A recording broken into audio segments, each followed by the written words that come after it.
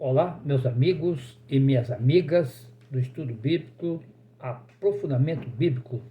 Já estamos no 14º encontro e estamos conversando sobre o exílio na Babilônia. Ou a gente pode também dizer exílio da Babilônia ou na Babilônia. Por que o pessoal chegou a esse momento? Então nós estamos falando da história de Israel. E a história de Israel é um dos momentos mais difíceis, foi esse momento agora.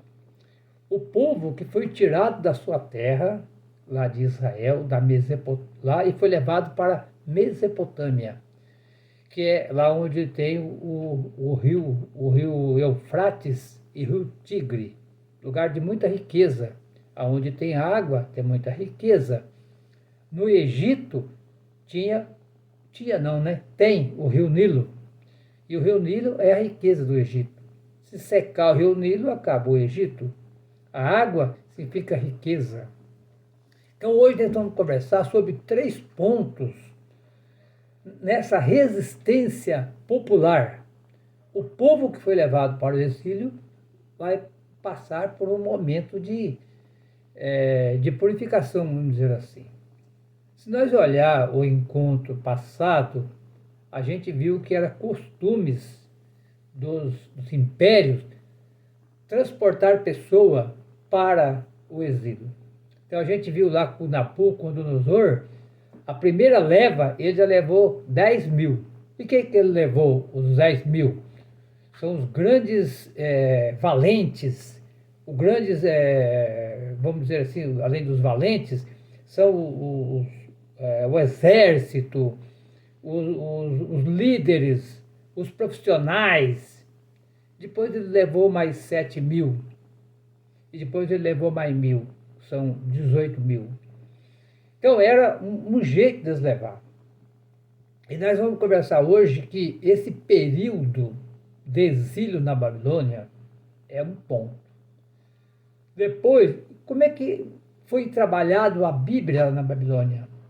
Como é que eles eram um povo de Deus, não era um povo qualquer. E o povo de Deus é um povo diferente. Não é nem mais bonito e nem mais feio, é diferente. É um povo de fé. É um povo que acredita no reino de Deus. É como fosse nós hoje. Nós estamos acreditando no reino de Deus. Pai nosso que está no céu, santificado seja o vosso nome. Venha a nós o vosso reino. Não é nós que vai até lá. Jesus trouxe o reino aqui. Venha a nós o vosso reino. Seja feita a vossa vontade. Aonde? Aqui na terra e também no céu. É a mesma coisa daquela época. Então, como é que foi a literatura bíblica lá em Judá? Como é que eles refletiam a palavra de Deus lá? E a vida dos deportados na Babilônia. Então, o período de exílio foi um período crucial. Foi um momento do divisor de água. Porque nós temos tudo que é antes do exílio e depois do exílio. É que nem a Bíblia. A Bíblia tem 2 grandes períodos. Nós já estudamos isso aí, vocês conhecem. Qual que é os 2 grandes períodos? O Antigo Testamento e o Novo Testamento. Qual que é o divisor de água aqui? Jesus. Nós falamos, olha, o exílio, ele está no ano 586 a.C. E agora nós estamos vivendo no ano 2023 depois de Cristo. Então, o grande divisor de água é Jesus. Jesus é o centro. Então, para mim, para você, para nós entender a história de Israel, nós temos que olhar um povo religioso, um povo que tinha Yahvé, um povo que tem Deus, não tem Deus. E este povo não é um povo qualquer. Porque o povo que tem Deus é um povo diferente. Não é um povo nem mais bonito e nem mais feio, mas é um povo que tem Deus. Então vamos lembrar um pouquinho aqui a vida dos deportados para a Babilônia. Vamos olhar aqui para o nosso programa, para o nosso nossa realidade de hoje.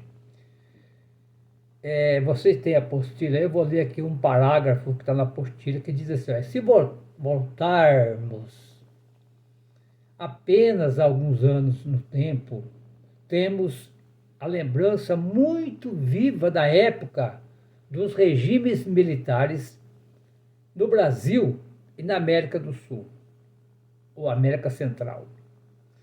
No Brasil, a ditadura militar começou no ano 1964 e foi até o ano 1985, 1964 a 1985, 21 anos. Muitas pessoas morreram. Quantas pessoas morreram na ditadura? Que foi assassinado? A gente não sabe exatamente quantos. Porque muitos desapareceram e não apareceram até hoje. Muitos morreram. Outros tiveram que fugir para continuar vivendo. Todos esses grupos de exilados resistiram cada um de sua forma. E continuam resistindo até hoje. Sejam eles exilados longe de sua pátria ou estejam em situação de exílio em sua própria terra. Quantas pessoas na América do Sul, América Central e também no Brasil, o pessoal levava de avião em alto mar e jogava. E ninguém sabia. Ué, o Afonso sumiu. E não apareceu mais até hoje. Muito. Tem mais de 29 mil pessoas desaparecidas. Se você for no cemitério de Perus, que é aqui na Grande São Paulo, né, cemitério de Perus, você vai ver ali, no cemitério, que quando for fazer o cemitério lá em 1988, foi fazer lá o cemitério, começaram a cavar lá e começaram a achar crânios, caveiras de pessoa. Acharam 1.518 caveiras. E essas pessoas até hoje não sabem quem é. Foi enterrado lá no meio do mato. Altas horas da noite para ninguém ver. Fizeram caveira e foi jogando lá. Agora, essa situação está lá, tem lá um painel dizendo: esses foram aqueles e aquelas que não aceitaram a escravidão. Porque Jesus falou que nós nascemos para ser livres. Quando eu e você aceitam uma ditadura militar, nós estamos deixando de ser cristãos. Porque Jesus nos criou para sermos vivos. Melhor, vivos e livres, né? Então o período de exílio na Babilônia foi assim. Pegava a pessoa e levava para lá. Nós vimos também no encontro passado que na história do Brasil, quantas pessoas foram laçadas lá na África, amarrados, colocados num navio e trouxeram para cá para ser escravos. Nós temos uma população, a maior população negra depois da África no mundo, somos nós no Brasil. Depois da África, somos nós, a maior população negra no Brasil. Nós temos mais negro do que branco no Brasil. E como é que está a situação dos negros hoje? Quantos negros padres tem? Quantos negros bispos tem? Deputados, senadores, governadores, presidente negro do Brasil. Cadê? Então, nós estamos vivendo o exílio ainda hoje na nossa própria terra. Agora vamos olhar aqui um pouquinho da literatura bíblica. A literatura bíblica no exílio. Nós conhecemos que quando o povo foi levado para o exílio, foi levado também aos profetas e às profetisas. E lá no fundo do buraco, na história de Israel, é uma história terrível. Eles lá no fundo do buraco, eles perderam-se a esperança. Nós era feliz. Nós éramos livres. E nós perdemos essa liberdade. Nós caímos no buraco do exílio. Estamos debaixo de uma escravidão, de uma ditadura. Nabucodonosor Primeiro exílio, nós já vimos, que foi da Síria, que pegou o reino do norte de Israel. Depois veio Nabucodonosor e derrotou os assírios. Com isso ele já pegou o reino do norte. E agora ele tentou pegar o reino do sul, Judá, no ano 620 a.C. Mas ele só conseguiu no ano 586. Porque o pessoal resistiu muito, né? Levou muito tempo, 620 para 586, para derrotar. Porque esse povo tinha Deus, esse povo acreditava, tinha sua fé. E não é fácil derrotar um povo de fé. E o povo de Judá era um povo de fé. Israel também era, mas caíram antes, né? Pela Síria. E no ano 591, ele já começou a deportar gente já para a Babilônia.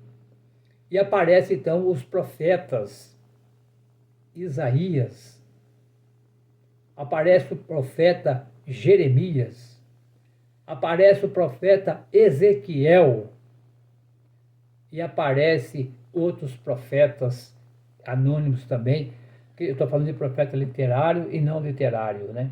E essa literatura bíblica animava o povo. Vocês eram escravos no Egito e Deus tirou vocês de lá. E o livro das Lamentações, que está aqui está na Bíblia, que é o livro das Lamentações, é um livro que mostra um grande velório do povo de Jerusalém. O povo que era escravo em Jerusalém. Muito bem. A experiência de exílio na Babilônia nos anima e nos ajuda a encorajar, buscando na criatividades alternativas, promoções de vida, neste contexto de morte que nós estamos vivendo aqui. E tem uma frase, um provérbio muito bonito na Bíblia que diz assim, olha lá, e ele fala muito do nosso sonho. Os poderosos podem cortar as flores, mas nunca poderão impedir a chegada da primavera.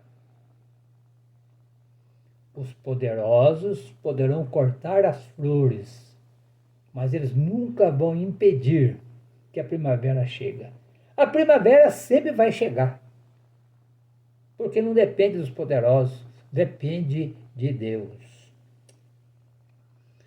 E lá no exílio, os profetas e as profetisas pregavam uma fonte de arrependimento, fonte de conversão, oportunidade de mudança de vida, de ideias, de conceitos.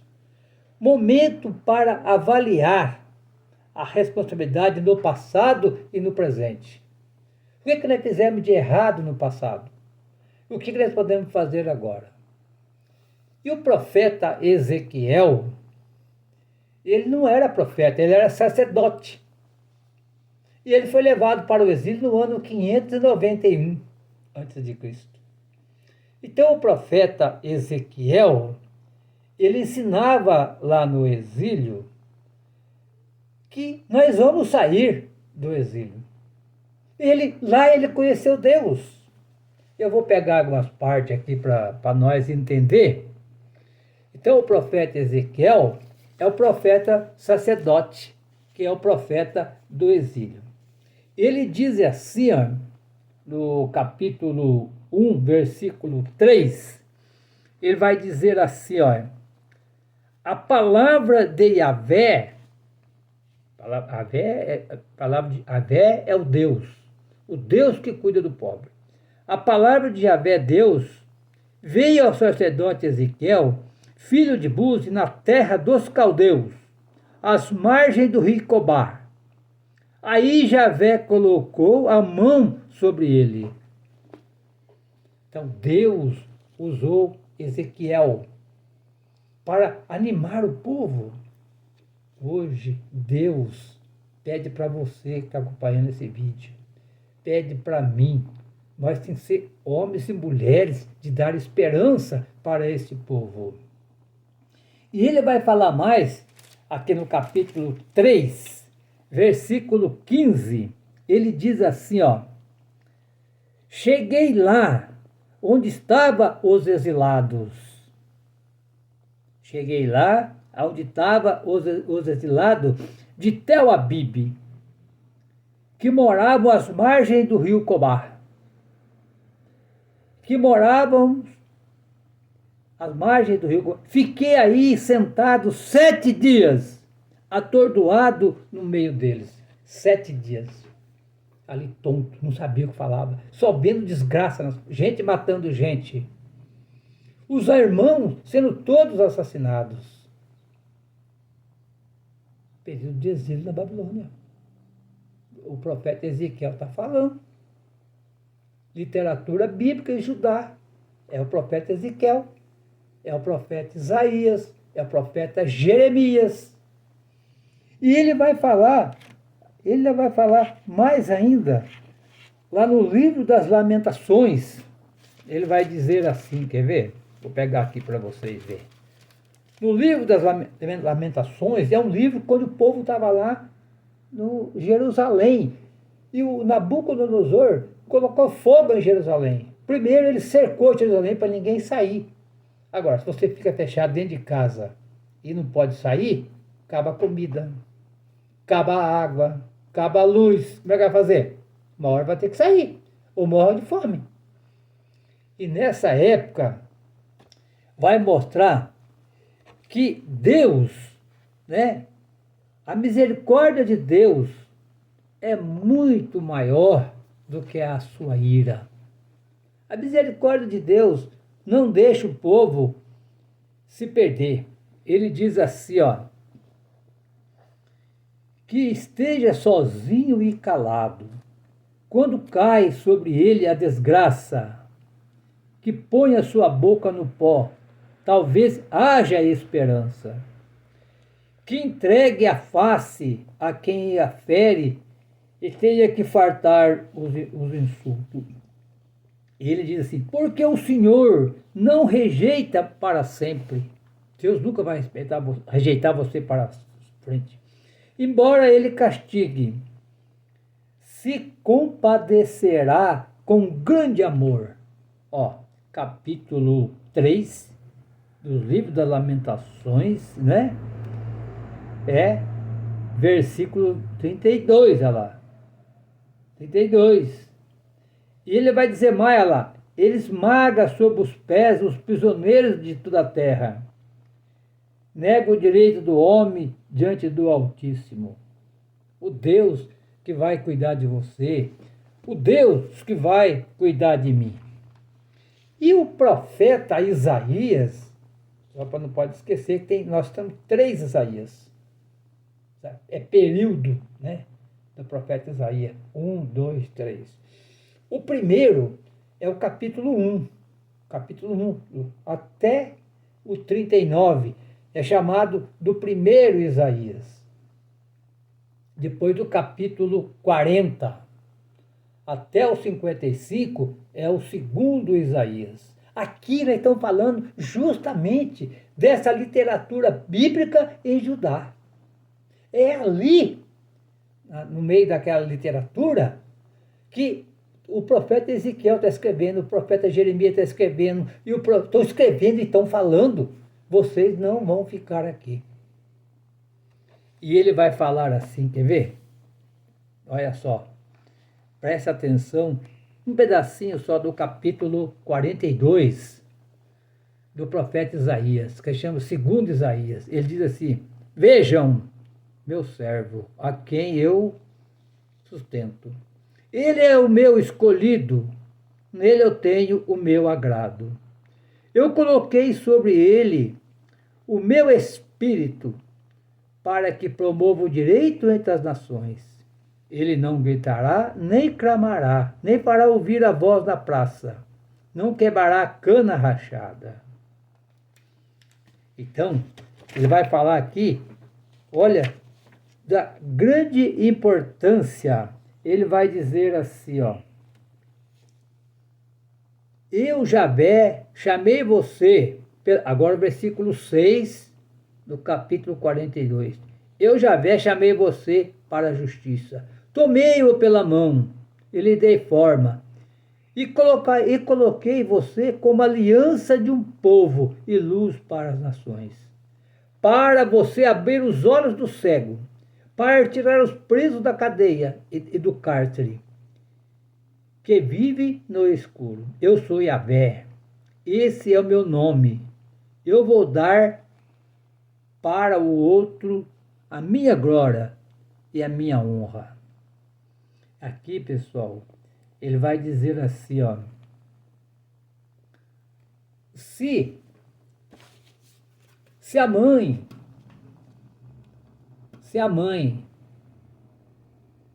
está grávida, esquecer do filho no seu ventre, pode acontecer? É muito difícil. A mãe está com o barrigão ali, esquecer que está grávida, não vai esquecer. Mas se por acaso ela esquecer, eu jamais vou esquecer você. Jamais. Então Deus é mais do que uma mãe que está grávida esperando o neném. Literatura bíblica de Judá. E a vida dos deportados lá, que estava debaixo da escravidão do Nabucodonosor. Muito bem, pessoal. Nós já estamos chegando no final. Aí vocês podem ler também o capítulo 5, né, do livro das Lamentações. E ele vai falar para vocês também que da grande misericórdia de Deus, né? O livro das Lamentações tem 5 capítulos só. 5 capítulos, né? Tem o capítulo 1 e 2, né? E depois o capítulo 3 é o centro de tudo. Depois o capítulo 4 e o capítulo 5. O capítulo 2 e 3 tem 22 versículos. O capítulo 3, que está no centro, tem 66 capítulos. Ou melhor, versículo, perdão. 66 versículos. Depois do capítulo 4 e 5, 22 versículos. O que a Bíblia quer brincar com esses números aqui? Para mostrar que o profeta Isaías tem 66 versículos também. Melhor, 66 capítulos, perdão. Profeta Isaías, de 1 a 66, organizado em 3 partes, né? O primeiro Isaías, de 1 a 39. O que é isso? Primeiro Isaías, 39 capítulos. Depois de 40 a 55, né? E depois dos 56 a 66 é o pós-exílio. Então, 66 capítulos, 3 Isaías. Para encerrar, ele vai dizer assim, ó. Com o jugo no pescoço somos empurrados. Estamos exaltos, pois ele não nos dão folga. E aí ele vai falando assim, ó, daqui para frente vai dizendo assim, ó. Mas tu, Javé, permanece para sempre. Teu trono permanece de geração em geração. Lamentações, capítulo 5, versículo 19. Vamos ficando por aqui, o tempo acabou. Manda esse vídeo para muita gente e vai evangelizando que Deus está no nosso meio. O Senhor esteja conosco. Ele está no meio de nós. Ele nunca vai nos abandonar. Ele nunca vai nos abandonar. Um grande abraço a todos. Compartilhe com bastante gente. Peço para o pessoal se inscrever, que o canal não é meu. O canal é nosso. Um grande abraço a todos e a todas.